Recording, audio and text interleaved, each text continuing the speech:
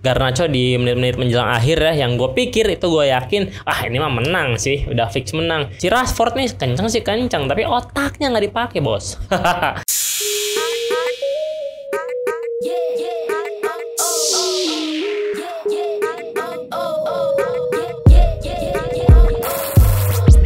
Yo, what's up everybody? Kembali lagi bersama gua si Rapul di channel Rapul Main Game. Brother, gimana nih kabar lu semua, bro? Selamat datang di konten bacotin MU ya. Jadi di musim ini, di season ini gua berencana untuk ngebacotin setiap ada pertandingan MU yang akan coba gua sedikit analisis dari kacamata gua sebagai fansnya MU dan juga sebagai orang yang suka mainin game bola gitu ya. Jadi ini subjektif gua banget, bukan expertise orang yang paham bola banget ya, bukan. Oke, gua cuma fans MU yang suka mainin game bola atau PES. Nah, tadi malam tuh kan ada tuh pertandingan MU lawan City di Community Shield ya, setelah MU juara FA Cup dan juga City juara IPL musim lalu, yang mana dari starting line up-nya ini lumayan menarik karena bisa dibilang MU ini hampir pakai squad utamanya, hampir utama lah, tapi City banyak menggunakan pemain muda yang atau kesannya lapis 2. Dan juga untuk startingnya ini si Bruno ini ditaruh sebagai false nine atau second striker, tapi dalam playingnya, dalam skema pertandingannya atau dalam permainannya itu justru Bruno sama Mount agak mundur, tapi Rashford sama Diallo yang lebih maju untuk nyerang, terutama dari direct pass atau serangan balik ya. Nah, kalau gue coba bahas dikit di babak pertama ini, di ya 3-5 menit pertama, 3-5 menit pertama si MU ini coba-coba dia sosokan coba build up dari bawah, passing santai. Walaupun udah oke, udah lumayan oke lah, lumayan tenang, lumayan bisa passing ke temen lu yang deket-deket, nggak usah sosokan jauh-jauh atau langsung bola panjang ke depan. Tapi passing ini ujung-ujungnya nggak jelas kemana. Jadi passing oke, ujungnya kerebut atau salah passing atau mungkin nggak nyampe ke depan. Dan itu juga cuma bertahan sampai sekitar ya 3 menit atau 5 menit lah. Setelah itu udah masuk ke menit 5 dan juga sampai menit 30 mungkin itu udah otomatis MU lebih bertahannya juga hampir setengah lapangan, nggak ngepres banget, dan juga udah mulai kewalahan sama pemain-pemain muda City yang sayap-sayapnya lumayan tajam dan juga kencang gitu. Ini padahal pemain MU pemain pada senior tapi kayak kewalahan gitu lawan bocah-bocah City ini. Untungnya walaupun City ini pemain mudanya lumayan oke, tapi karena juga masih muda, kadang decision makingnya buruk ya, decisionnya gagal atau finishingnya jelek atau sentuhan akhirnya kurang baik lah. Walaupun sempat ada juga peluang dari pemain City yang itu kena tiang, itu pun juga karena pemain MU-nya salah passing gitu. Jadi selama sampai menit 30-an lah itu tuh MU murni bertahan doang, dan ketika mau coba serangan balik juga bapuk gitu. Misalnya passingnya mau langsung direct ke depan, passingnya jelek. Sekalinya passingnya bagus, misalnya dari Maguire ke Rashfordnya sampah, dapat bolanya nggak bisa kontrol dengan baik. Ya begitulah ya. Tapi at least sampai menit 30 masih aman 0-0. Dari MU-nya nggak bisa ngasih build up yang bagus, dari City-nya juga karena mungkin pemain muda, decision making akhirnya juga tidak bagus.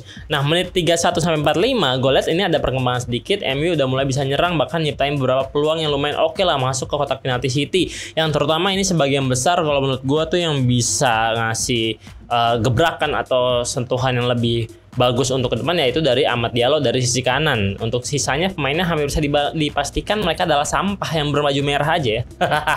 Cuman Diallo dong yang gue rasa itu pemainnya lumayan oke lah di babak pertama gitu. Kayak misalnya Mason Mount nih masih kenapa ini Simon udah nomor 7 gitu-gitu aja pemainannya, jadi playmaker enggak, jadi goal getter juga enggak, jadi nggak jelas gitu. Si Rashford nih kenceng, tapi otaknya nggak dipakai bos. Jadi akhirnya sampai babak pertama masih 0-0, itu juga menurut gue ya udah cukup oke lah. Tapi sekali lagi ingat City-nya nih pakai pemain muda-muda dan atau pemain lapis 2. Kita masuk ke babak kedua. Babak kedua ini menurut gue ada perbaikan dari MU ya, entah gimana ceritanya si Ten Hag nih, si botak apa yang dia bicarain di ruang ganti. Di babak kedua MU lebih efektif mainnya, dia lebih bertahan tetap, tapi ketika direct bola atau serangan balik itu lebih tertuju, lebih jelas lah, lebih efektif. Ketika dapat bola langsung kasih sana kasih sini dan bola bisa nyampe ke depan dan nyiptain beberapa peluang. Justru City yang kewalahan mencoba nembus pertahanan MU, bahkan berkali-kali peluang MU itu lebih cukup meyakinkan, berbahaya. Bahkan sempat juga ada gol dari Bruno yang sangat indah banget, tapi itu offside. Itu juga berawal dari serangan balik yang cukup oke secara passing maupun direct pass-nya ya.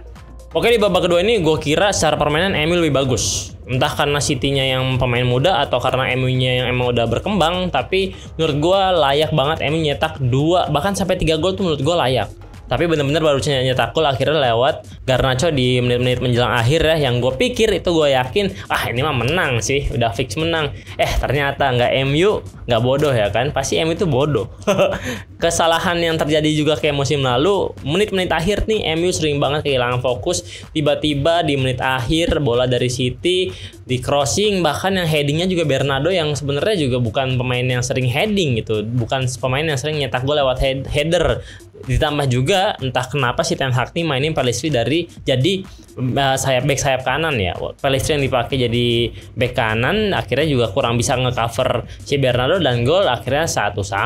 Dan ketika 1-1 itu penalti, gue sih udah hopeless, pasti kayaknya MU kalah adu penalti, entah gimana ceritanya. Sampai akhirnya masuk adu penalti, awalnya udah bagus, Onana nih mencoba bermain cyber terus di dalam kotak penalti, dalam gawangnya, akhirnya berhasil napis bola Bernardo. Setelah itu dia mencoba terus sampai yang lumayan ramai tuh yang sama Haaland yang dia gini ya, nyuruh dia nendang ke kiri tapi Haalandnya nggak mau. Dia terus kayak gitu, malah dia si Onana nih salah terus untuk nebak arah bolanya. Dia lompat ke kiri, bolanya ke kanan. Dia lompat ke kanan, bolanya ke kiri. Dan ketika Sancho sama Evans nih, ketika mereka maju menuju bola, gue udah firasat ini mah nggak gol anjing, fix nggak gol parah. Dan bener aja, Sancho ketepis tiang dan nggak masuk. Johnny Evans ke arah Bekasi itu bolanya.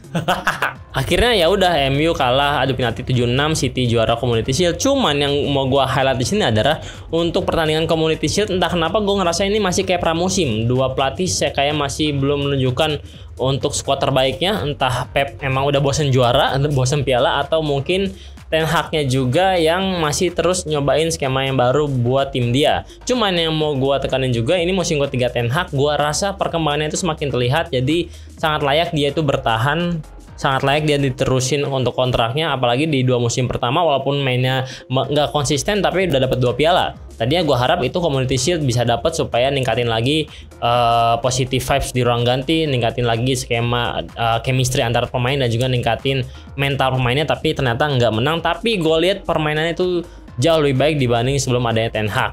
Bahkan kalau gue lihat juga di beberapa forum dan komentar-komentar fans MU, mereka nggak ada yang terlalu komen-komen buruk ke timnya atau ke MU-nya. Bahkan lebih banyak yang ngerasa nggak apa-apa, nggak juara juga tapi pemainnya udah oke, udah lebih baik. Walaupun masih banyak PR juga buat Ten Hag menurut gue, mulai pertama dari cedera yang semakin banyak ya. Ini si Shaw sama Malaysia ini mau main bola apa mau di rumah sakit terus anjing, cedera mulu cuk. Kata gue sih tuh kalau udah bisa dijual aja dah, cari back kiri baru. Belum juga back kanan yang tiba-tiba back kanannya bisa nggak ada, Dalot diganti Pellistri. Apakah Pellistri yang harus jadi back kanan kan? Sangat tidak gitu loh. Terus juga di bagian depan ini si Rashford nih masih belum ke performa terbaiknya lagi, walaupun gue tahu potensi dia bagus, tapi si Ten Hag nih harus nemu cara supaya si Rashford bisa jadi lebih efektif dan juga lebih klinikal lah di depan, karena MU itu kadang peluangnya banyak tapi finishingnya tuh bapuk gitu, decision makingnya bapuk. Jadi di lini depan juga harus diperhatiin.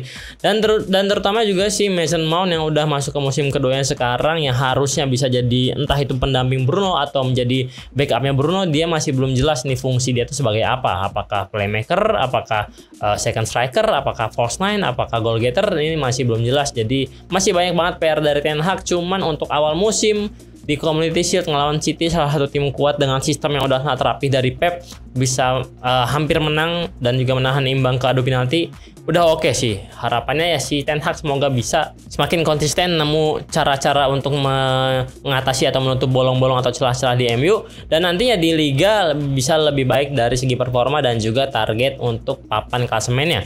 Dan di nextnya nanti di pekan pertama IPL ya, di musim ini, di minggu depan MU itu bakal ketemu Fulham di Sabtu dini hari. Harusnya sih kalau performanya mirip-mirip kayak Community Shield tadi, harusnya sih bisa menang minimal 2-0 lah. Terus yang penting tuh MU tuh ya, asalkan defense-nya bagus, untuk nyari peluang tuh sebenarnya bisa.